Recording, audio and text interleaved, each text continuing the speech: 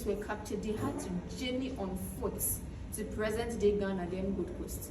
Because they journeyed on foot, most of them died as a result of fatigue, and then wild animals attacked most of them as well.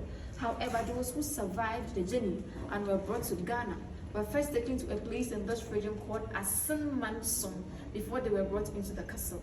Asin Manso has a river known as the Slave River. So inside that river, the slaves were made to take their last and final bath. For once they were brought into the castle, there was no bath for them. At Asin Manso also, their hair was shaved to hide all forms of gray hairs, because no company present then to buy slaves wanted to buy old people to work on their plantations. Shea butter was also applied onto their skin for their skin to look much more younger, so that once they were brought into the castle, they were going to attract higher prices. Once that was done, they continued the journey on foot to the castle. Once the slaves were brought into the castle, the first place they were taken to is known as the Palaver Hall. That is where they auctioned them and sold them out for goods such as gunpowder, liquor, mirror, fabrics, tobacco, among others.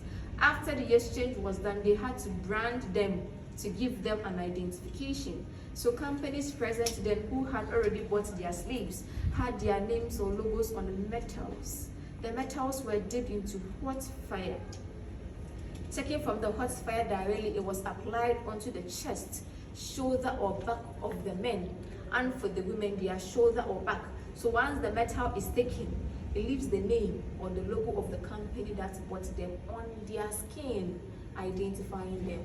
Some also had portions of their ears cut off, all for the sake of identification.